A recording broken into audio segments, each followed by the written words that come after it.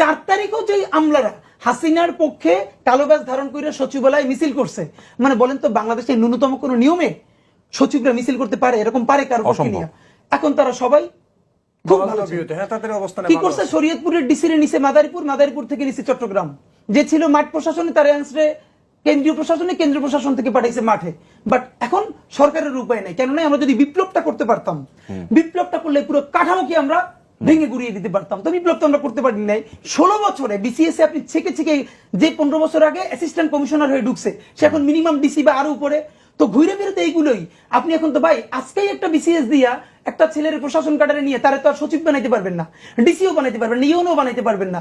তো এই পুরো কাঠামোর মধ্যে যে আমলাগুলো আছে, যে পুলিশগুলো আছে, এগুলো তো সবই হলো আওয়ামী লীগের সেই ফিল্টারিং থেকে পাস করা ছেলে মেয়ে। তো আপনি এই কাঠামো দিয়া, এই আমলা, এই পুলিশ, এই প্রজাতন্ত্র, এই কর্মচারীদের দিয়া আপনি কিসের নতুন বাংলাদেশ বানাবেন? বরং উচিত ছিল আইসাই ওদেরকে প্রথম ধরা, প্রথম প্রত্যেকটা আমলাকে আনছে 3 মাস, যে মনে হয় চাকরিতে আমরা অনেকের শুনছি।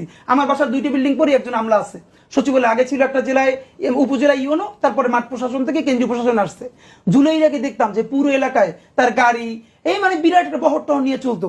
জুলাইয়ের পর থেকে দেখি চুপচাপ, বাসা থেকে বের হয় না। মানে আমলারা প্রত্যেকে জানে তো তাদের যারা ভোট নাই করে দিছে, দিনের ভোট রাতে করছে, অকাজগুলো করছে, তাদের সব প্রমাণ আছে না? এরা ছিল ভয়ে যে এদের কারো চাকরি থাকবে না। এই সরকারের সব থেকে বড় ব্যর্থতা, 3 মাসের মধ্যে আমলাদেরকে ধরতেও পারে না, গ্রেপ্তার করতে পারে না, বিচারও করতে পারে না। ফলে কি হয়েছে?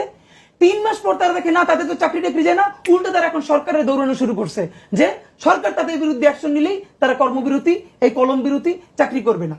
তো আপনি তো পারেন না কিছু করতে। আমরা এখন এইখানে যেটা আমাদের জাতিগত ভুল হয়েছে, এক্ষেত্রে আমি বিএনপিকে শত ভালোবাসি তাদের ওই কন্ট্রিবিউশনের জায়গায়, কিন্তু যে সমালোচনাটা করি এই দায়টা বিএনপি নেওয়া উচিত ছিল, জাতীয় সরকারের রাজি হওয়া উচিত ছিল। বিএনপি যদি রাজি হয়ে যেত, আজকে যদি একটা জাতীয় সরকার হতো, বিএনপি থাকতো, জামাত থাকতো, ছাত্র প্রতিনিধি থাকতো, 2টা বছর যদি বাংলাদেশে একটা জাতীয় সরকার করা যাইতো, এইটাই তো ইতিহাসের শ্রেষ্ঠ সরকার এবং হয়তো সব থেকে শক্তিশালী সরকার।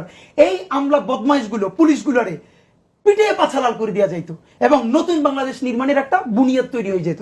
আমরা তো পারি না, এটা আমাদের কালেকটিভ ফেলিওর। এই জন্য তো আমরা বলি এখন বিপ্লবের আর একটা ফেজে আছে, আবার আমাদের বিপ্লব করতে হবে।